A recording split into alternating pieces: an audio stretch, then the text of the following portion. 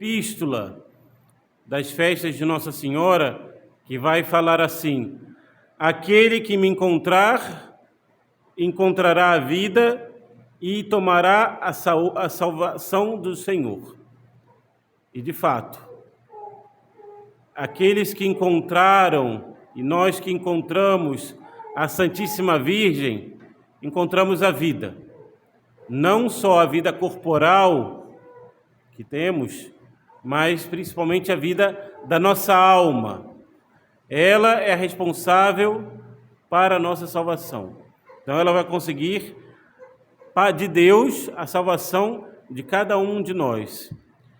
E o Brasil, essa terra de Santa Cruz, que é um grande, ele nasceu sob o manto da Imaculada, porque Nossa Senhora Aparecida não é outra coisa que uma Imaculada Conceição. De fato, os textos da missa são os mesmos textos do dia 8 de dezembro, dia da festa da Imaculada. Então, a história do Brasil cristão teve seu marco inicial, o seu prólogo majestoso, nas selvas tranquilas de Porto Seguro, lá em cima, lá na Bahia, quando, por graça de Deus, ali iniciou toda a epopeia gloriosa da nossa fé, e da qual foi padroeira Nossa Senhora da Esperança, que assistiu Cabral na jornada épica de 1500. O Pedro Álvares Cabral estava trazendo em sua nau uma imagem de Nossa Senhora da Esperança. E, de fato, essa imagem ainda existe lá em Portugal, na cidade de Belmonte, onde Cabral nasceu. E a primeira pedra do trono da realeza espiritual de Maria no Brasil aparece na histórica ermida consagrada pelo infante Dom Henrique, a Nossa Senhora de Belém, onde em eloquente peroração exortara Dom Diogo Ortiz, os companheiros de Cabral, a se encomendarem a Nossa Senhora para que os guiasse a salvamento, afastando-lhe os perigos, a fim de que esta benigníssima soberana lhe fizesse o mar tranquilo e os ventos propícios. Essas foram as exortações, se puder sair um pouquinho, essas foram as exortações que o bispo de Ceuta fez a Cabral no dia da partida do Rio Tejo até descobrir as novas terras, no dia 8 de março de 1500, ali onde está mais ou menos a Torre de Belém, um pouco mais adiante, mais para dentro do rio. Ali eles saíram, ali eram as saídas das naus, das caravelas para os descobrimentos. E na saída de Pedro Álvares Cabral houve toda essa solenidade. E no dia 8 de março de 1500, Pedro Álvares Cabral, com brilhante comitiva, juntamente com o rei Dom Manuel Venturoso, clero e grande multidão de gente, dirige-se à ermida de Nossa Senhora de Belém. Aí, junto às águas sussurrantes do Tejo, Dom Diogo Ortiz, bispo de Ceuta, celebra o santo sacrifício da missa e dá aos bravos navegantes o pão dos fortes, a Eucaristia, que os anima e os encoraja para a grande travessia.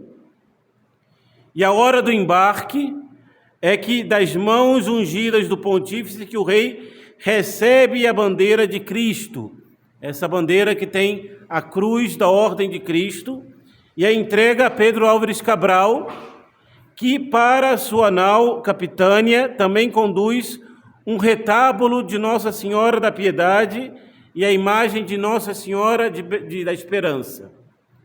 Ou seja, eles não vêm aqui para buscar ouro, buscar especiarias, como ouvimos dizer nos livros falsos de história hoje em dia.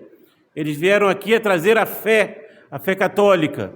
E por isso também encorajo aos senhores a lerem a carta de Pero Vaz de Caminha, que vai dizer-nos: a melhor coisa que Vossa Majestade tem a fazer para esta gente é salvar as suas almas. O que é salvar as suas almas? Trazer aqui o catolicismo, a Nosso Senhor Jesus Cristo. E nova terra se desenha ante os olhos embevecidos da Maruja em festa. É a praia de Porto Seguro, terra de Vera Cruz. Eles vão avistar essa terra, o Monte Pascal, como nós sabemos muito bem, e vão ficar contentes. E o Brasil repousava na tranquila serenidade das suas terras, no segredo das suas selvas incomensuráveis e na beleza policrômica de seus oceanos. Mas parece que havia no coração virgem do Brasil, na vibração telúrica do grande país, nos sonhos dos seus silvícolas, traços de seu caráter que adivinhavam alguém. Alguém que caminhava sobre as águas do Atlântico vinha vindo. E, de fato, quando 13 caravelas aqui aportaram, rezam as crônicas que das naus cabralinas desceu uma passageira, ancorada como soberana na devoção dos nautas de além-mar. Ela se chamava Nossa Senhora da Esperança. Nossa Senhora aportou também nessas terras. Ela veio tomar posse do seu reino. Ela é a nossa imperatriz, rainha do Brasil. E desde o início, assim como Nosso Senhor, Ele batizou esta terra com seu sangue na Santa Missa celebrada por Frei Henrique de Coimbra, no dia 26 de abril de 1500, assim a Santíssima Virgem também recebeu nosso país, a terra de Santa Cruz, que foi consagrada a ela, assim como num batismo, que a criança é consagrada à Santíssima Virgem, assim também nosso país foi consagrado a ela. Ela veio tomar posse de nosso país. E os nativos viram-na aos pés da cruz, não como no Gólgota, transfixada pelos punhais das 7 dores, mas com um semblante iluminado de felicidade, porque tinha nos braços o seu menino. E os íncolas reconheceram na suave imagem daquela mulher diferente, diante de quem os homens brancos dobravam os joelhos, uma deidade benfazeja que viera de longe para os proteger. Diante do altar da Santa Missa estava a imagem de Nossa Senhora da Esperança. Nossa Senhora não se separa de seu filho. Nossa Senhora não se separa da cruz. Ela está sempre ao lado, de pé, diante da cruz. Então, se Nosso Senhor veio tomar posse desta terra, ela também aqui esteve, para tomar posse desta terra para ela. E Nossa Senhora da Esperança foi um sorriso divino na alvorada do Brasil. Havia no seu nome uma promessa que os séculos iriam confirmar. E porque ela sabia tocar os corações, suave lhe fez a conquista dos seus novos domínios. E diante desta imagem da Mãe de Deus, em toda a periculosa travessia do oceano, comandante e sua comitiva animados por Frei Henrique de Coimbra, o capelão da armada, faziam confiantes preces para o bom êxito da viagem. E ao desembarcarem felizes num altar com a cruz e a imagem de Maria, ergueram para a missa e ação de graças. E dia 26 de abril de 1500, nesse dia de aurizado de júbilo, de entusiasmo, Frei Henrique de Coimbra ergue o símbolo da redenção e celebra a primeira missa em terras brasileiras. E Pedro Álvares Cabral acha-se ao lado do Evangelho, segurando nas mãos a bandeira de Cristo, recebida na igreja de Belém. E parecia que a Virgem Santíssima passava a delegação ao capitão Mor para tomar posse, em nome dela, da terra de Santa Cruz. E foi imensa a exultação, não só para os descobridores, que vieram a esta terra para tomar posse, mas também para os aborígenes, esta cena empolgante da primeira missa em terras brasileiras. Vai dizer-nos, Pero Vaz de Caminha, que os silvícolas, eles faziam os mesmos gestos dos portugueses. Se ajoelhavam, tinham uma piedade, e isso vem de um milagre de Nossa Senhora, de uma graça especial de Nossa Senhora. E, de fato, vai dizer-nos depois Padre Manuel da Nóbrega que eles tinham a tradição aqui no Brasil de que de um tal Padre Zumé. Ele veio aqui muitos anos antes e dizia que viria umas pessoas vestidas como ele para pregar a fé em Cristo Nosso Senhor.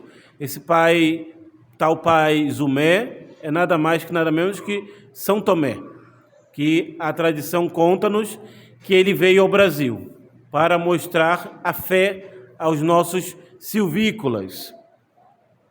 E nunca haveriam de esquecer os nossos silvícolas a majestade do espetáculo naquela concentração pública, o cerimonial litúrgico da missa campal, que, segundo o testemunho de Pero Vaz de Caminha, na carta para o rei, foi ouvida por todos com muito prazer e devoção. Isso nós devemos aprender. Foi ouvida por todos com muito prazer e devoção. Muitas vezes nós não temos tal prazer e tal devoção em assistir à Santa Missa.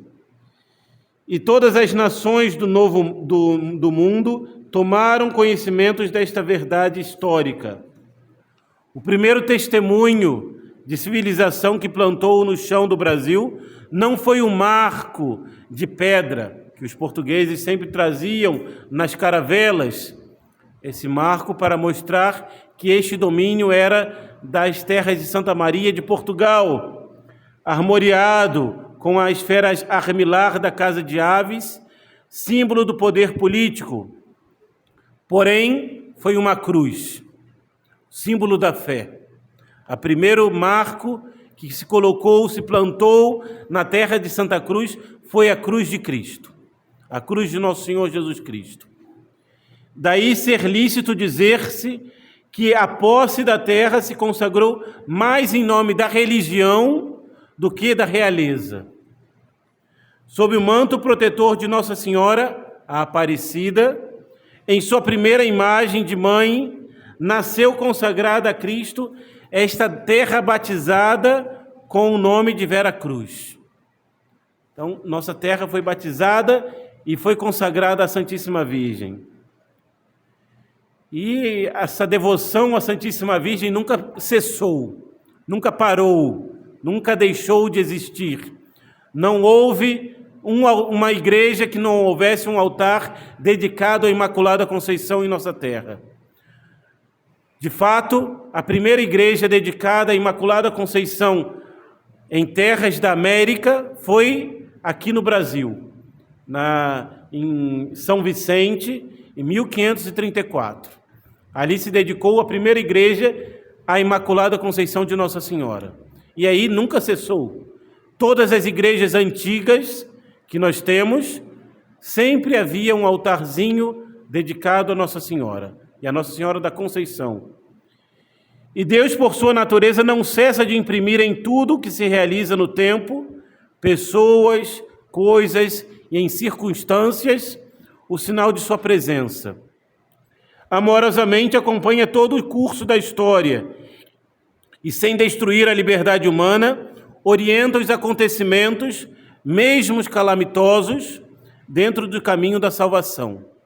As cruzes estão em nossa vida para levar-nos ao céu. E nosso país também. As cruzes estão para levar-nos ao céu. E Deus é assim, eternamente Criador e providência. Interessante, pois, descobrir os desígnios de Deus através do fato histórico de 1717, em Aparecida.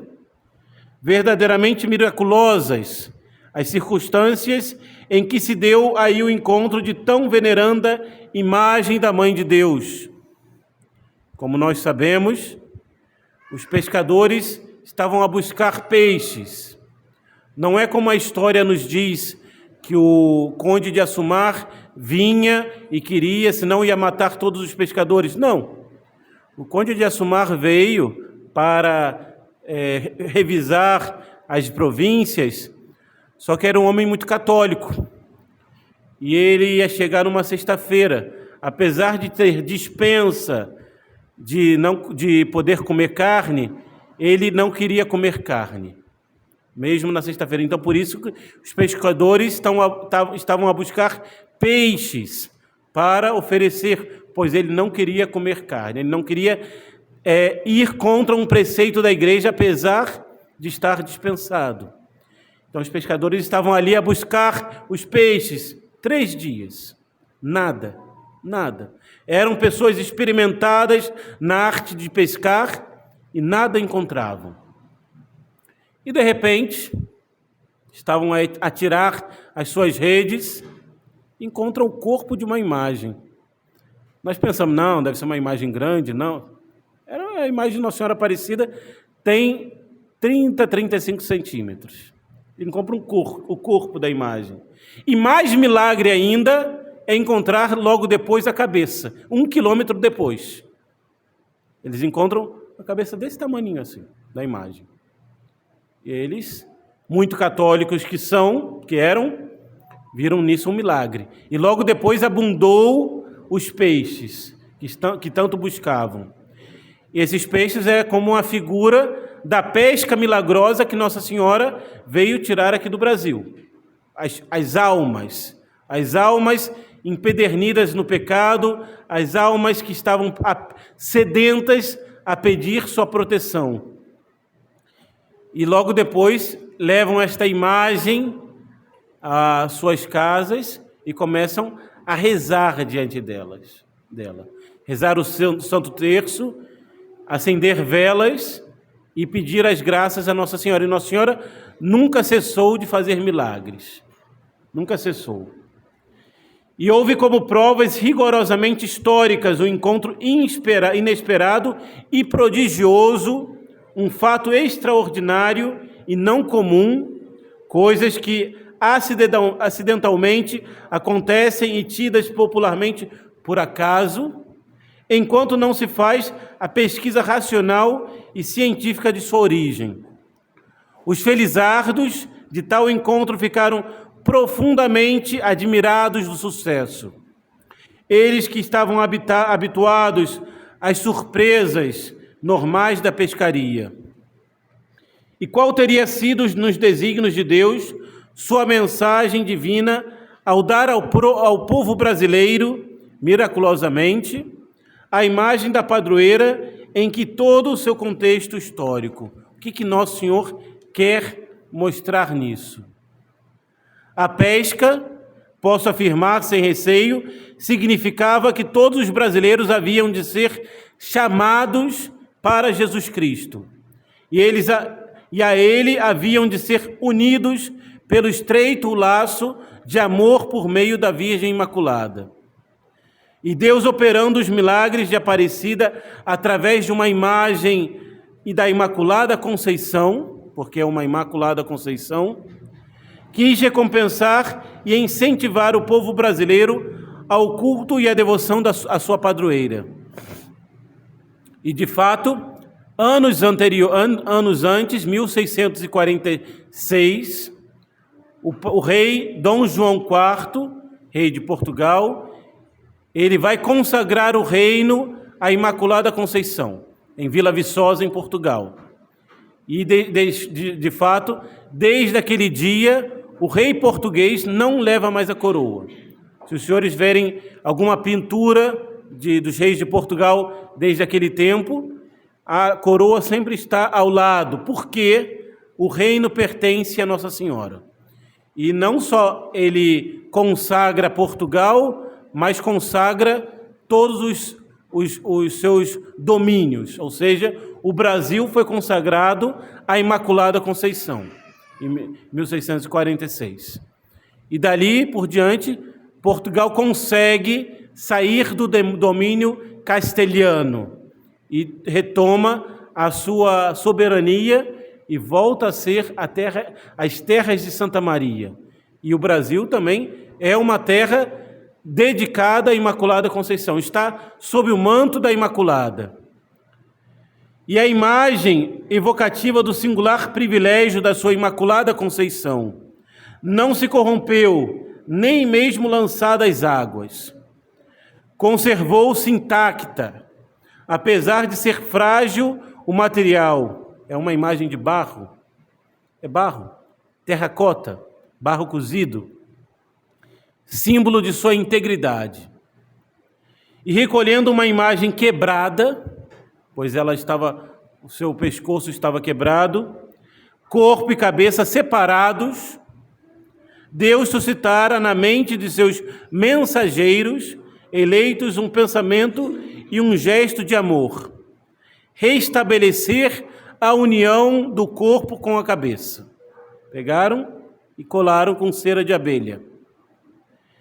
E precisamente esta é a mensagem da salvação: não separar o que Deus quer unido, recompor a unidade que o pecado separa, a unidade do amor das criaturas entre si, filhos respeitando os seus pais, súditos os seus chefes, o homem a Deus. O pecado, ele separa, ele corta, ele nos corta da cabeça, separa o corpo da cabeça. Nós somos membros do corpo místico de Nosso Senhor, ele é a cabeça. E o pecado o que faz? Ele separa os membros. Eu não quero mais você unido à cabeça. E quando nós voltamos, saímos do pecado, essa volta se faz, essa colagem se faz por meio da graça divina. E por isso que Nossa Senhora veio fazer isso. Voltar-nos à verdadeira Igreja de Cristo. Voltar a Deus Nosso Senhor. Voltar à graça divina. E não é essa função muito específica de uma mãe, que a mãe está para recompor as coisas. E ela, como padroeira da pátria, se faz aparecida, inspirando pelo gesto da recomposição da imagem quebrada, que nós também devemos voltarmos para Deus, ser terra de Santa Cruz, fazei reinar por nossos corações, nos nossos corações a Nosso Senhor Jesus Cristo. Esse reinado social de Nosso Senhor só se faz quando nós voltamos também para Deus, pois a sociedade é composta de membros, não é uma coisa etérea. Nós fazemos parte da sociedade, e se Nosso Senhor não reina primeiramente em nós, Ele não poderá reinar na sociedade. Se nós não praticamos primeiramente as virtudes, essas virtudes não poderá ser disseminada na sociedade. E principalmente quando nos ameaça esse comunismo ateu em nossa pátria, nós devemos voltar nosso olhar para Nossa Senhora. Às vezes nós queremos resolver as coisas. Não, vamos fundar um partido político, vamos fazer passeata, vamos fazer tal coisa. Porém, nós nunca nos lembramos de rezar, de colocar nosso joelho no chão e suplicar à Mãe de Deus que ela traga a vitória. E assim também foi. Todas as vezes, por exemplo, Nossa Senhora, a princesa Isabel, ela não tinha filhos. O que ela foi fazer? Foi nos médicos, também foi nos médicos. Mas quando não via mais esperança, ela foi diante de Nossa Senhora pedir a graça de ter filhos. E o que Nossa Senhora fez? Concedeu. Concedeu filhos a ela.